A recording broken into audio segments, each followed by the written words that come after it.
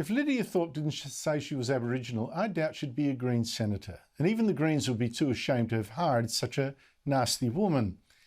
Here she now is shouting at young police officers, many of them women, at the Melbourne Immigration Transit accommodation. Shame on all of you! You are the criminals! You are the only criminals on this land! How dare you treat people like that? How dare you manhandle women like you did? Like you pushed me out of the way! And me! How dare you! White supremacists! You are the violent perpetrators here!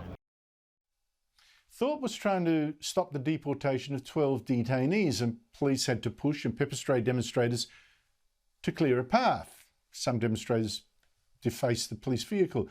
But far from being innocent people, the detainees were non-citizens who reportedly included people convicted of sexual crimes and domestic violence. As for the police, they were just upholding the law. Yet Thorpe treated them as her personal enemies, even though she's a Greens senator, a lawmaker actually meant to respect our rule of law. But respect? What respect has she ever shown since the Greens hired her to replace a retiring Greens senator? She has since cheered the burning of the doors of the old Parliament House by Aboriginal protesters, tweeting, "Seems like the colonial system is burning down. Happy New Year, everyone." Thorpe also blasted the Northern Territory Attorney-General as ignorant about Aboriginal offenders, just a white man who hadn't read up on the problem, before learning that this white man was actually an Aboriginal woman. During a Senate debate on people with disabilities, Thorpe told Liberal Senator Holly Hughes, mother of an autistic child, "At least I keep my legs together." One Aboriginal elder, Geraldine Atkinson, claimed that Thorpe was so rude to her that she felt sick and needed medical help. Joining me are Carolyn De Russo, lawyer, columnist and commentator, and Amanda Stoker, Liberal Senator for Queensland. Amanda, Lidia Thorpe is actually the Greens spokesman on justice. Should she be? It's very difficult, Andrew, to be a spokesperson for issues around justice when you have no respect for those who are responsible for delivering it on the ground, when you don't respect the institutions of justice, and indeed you don't respect anybody. The police seem to demonstrate great professionalism in the face of what seemed to be completely disproportionate abuse. I'm not surprised, of course, to see Senator Thorpe doing that, but it is a really good wake-up call and warning for Victorians.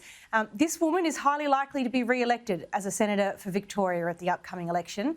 That will be the product of those who choose to vote that way, of course, but the idea that somebody like Senator Thorpe could hold the balance of power in the Senate and have a weighted opportunity to influence the policy that goes through for this country is terrifying. Carolyn De Russo?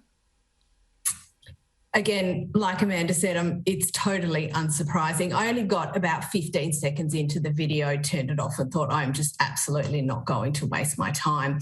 You know, we have seen this behaviour from her time and time again. And no, it's not acceptable, but there's no one to pull her up on it. This would not happen in the major parties. It would not be acceptable in either of the major parties. But because, you know, the Greens are a law unto themselves, this sort of thing is let go, despite them parading around and posing as the compassionate and caring side of politics.